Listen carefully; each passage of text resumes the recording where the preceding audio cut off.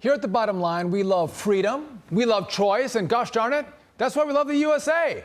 But there are powerful, rich forces who would rather you fall in line with their vision for the world.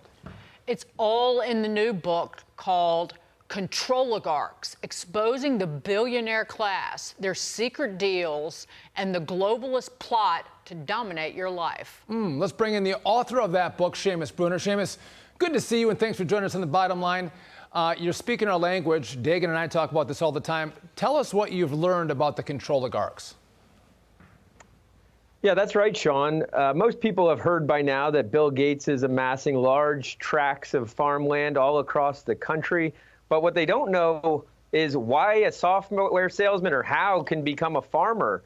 And it's actually very interesting. Bill Gates has adapted this Microsoft strategy from the 1990s that got it into trouble with antitrust regulators. The strategy was called Embrace, Extend, Extinguish, where Microsoft would enter an industry, the internet browser industry. It would extend its reach, and then it would extinguish the competition. And so we're seeing that right now with Bill Gates's both his land investments and his food investments. He's investing in these fake meat companies. So he enters the farming space. He acts as if, oh, it's just a honest, humble investment. And then he expands his reach, buys up more and more properties, and then he pushes for the regulations that are going to put the farmers out of business. Putting farmers out of business to what end? Because he single-handedly is going to save Mother Earth? Yeah, I mean, that's the claim. It's an ambitious goal to save the planet. He talks about the fertilizers, and it just so happens that he owns investments that have new climate-friendly patented fertilizers. So he's cornering the fertilizer market, the food, the land market, and then, yes, through representatives like Alexandria Ocasio-Cortez, you hear her talk about cow flatulence and why we need to ban cows. You can see in Europe, the governments are much further along in banning the cows. Ireland, for example, is set to slaughter 40,000 cows.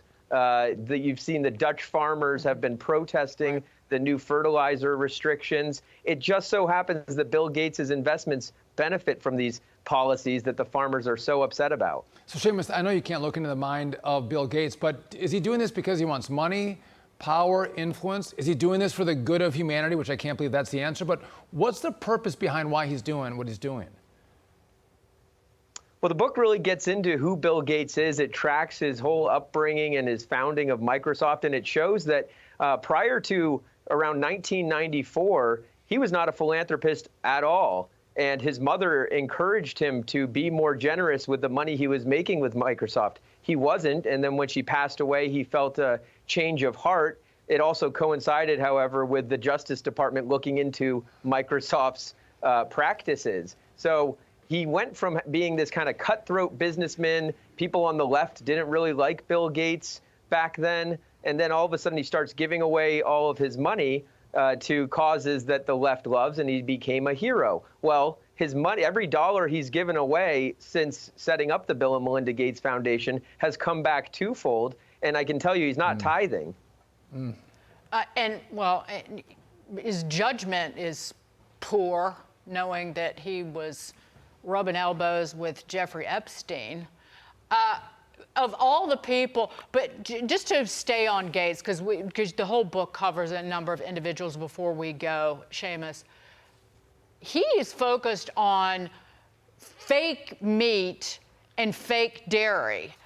It's synthetic dairy and lab-grown meat. So if he has his way, we will never be able to eat real food. We will eat food that Bill Gates has a hand and a dollar in creating. That is a frightening prospect. Yeah, and you see it with a lot of these tech guys. They have a God complex on steroids. There's nothing wrong with cows. There's nothing wrong with dairy. It's a pretty great source of protein. And so, why they think that they can reinvent what is already quite fine and has been since forever is mystifying, other than the profit motive. Seamus, I wish we had more time, because I know in your book you also talk about the central bank digital currency movement taking away your freedom, how powerful it is and how we have to fight back against it. Next time we'll talk about that, but you can also find it in Seamus's book. Seamus Bruner, thanks for joining us. Thanks, Sean. Thanks, Dagan.